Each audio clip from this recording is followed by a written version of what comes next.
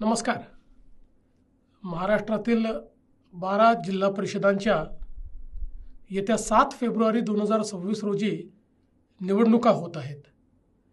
माझे सहकारी आणि राज्याचे उपमुख्यमंत्री अजितदादा पवार यांचे दुःखद निधन झाल्याने मी राज्यात एकही प्रचारसभा घेणार नाही असा निर्णय घेतला होता.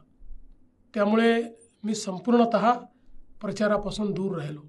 निवडणुका येतात आणि जातात, पण आपल्या महायुतीच्या घटक पक्षातील एक मोठा नेता आपल्यापासून नियतीने हिरावून घेतला, याचे दुःख मोठे आहे. मी त्यांना भावपूर्ण श्रद्धांजली अर्पण करतो. तथापि राज्यभरातून भाजपच्या अनेक कार्यकर्त्यांचे फोन येत आहेत. आपण प्रचार करणार नसलात तरी किमान विजयाचे आव्हान तरी करावे अशी विनंती अनेकांनी केली आहे. मी या जिल्हा परिषदांमधील मतदारांना इतकेच आव्हान करीन, मोठ्या संख्येने मतदानाला बाहेर पडा. शेवटी लोकशाहीत मतदान करणे हे आपले कर्तव्य आहे, ती आपली जबाबदारी आहे. लोकशाही प्रक्रियेतील सहभागानेच ती अधिक प्रगल्भ होत असते. आज केंद्रात पंतप्रधान माननीय नरेंद्र मोदीजी यांच्या नेतृत्वात संपूर्ण देशभरात विकासाचे नवीन पर्व सुरू झाले आहे. केंद्र सरकारकडून आपल्या राज्याला मोठी मदतसुद्धा मिळते आहे. राज्यातही महायुती सरकारने प्रत्येक घटकासाठी विविध योजनांची आखणी केली आहे.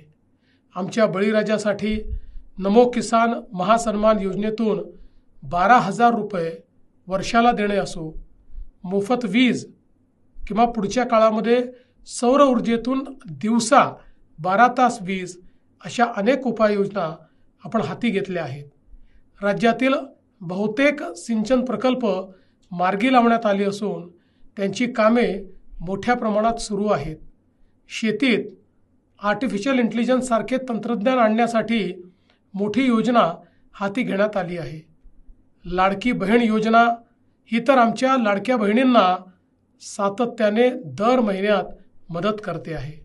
लखपती दीदी योजना आमच्या नारी शक्तीला सक्षम करते आहे.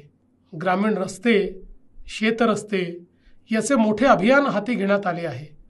महसूल विभागाच्या माध्यमातून शेतकऱ्यांच्या, गावकऱ्यांच्या हिताचे अनेक निर्णय घेण्यात आले आहेत. प्रक्रिया सुलभ करण्यात आल्या आहेत. मी नुकताच दावोसला जाऊन आलो. आज अनेक जिल्ह्यांमध्ये मोठ्या प्रमाणात गुंतवणूक होते आहे. अन्न प्रक्रिया, शेती, डेअरी, पशुपालन, मत्स्य व्यवसाय असे अनेक उद्योग सुरू झालेले आहेत. काही नव्याने येत आहेत. विविध समाज घटकांसाठी सुद्धा अनेक योजना राबविल्या जात आहेत. विकास प्रक्रिया गतिमान राखण्यासाठी लोकशाहीमध्ये जनतेची मजबूत साथ हवी असते. ती साथ आपण द्याल. जिल्हा परिषद असो की पंचायत समिती असो, प्रत्येक ठिकाणी रिंगणात असलेल्या भारतीय जनता पक्षाच्या उमेदवारांना आपण प्रचंड बहुमताने निवडून द्याल हा मला पूर्ण विश्वास आहे. आणि तेच आव्हान करण्यासाठी मी आपल्यापुढे या व्हिडिओच्या माध्यमातून आलो आहे. येत्या 7 तारखेला कमळाचे बटन दाबून आपल्या गट आणि गणातील सर्व भाजपच्या उमेदवारांना प्रचंड बहुमताने विजयी करा, ही आपल्याला नम्र विनंती. जय हिंद, जय महाराष्ट्र.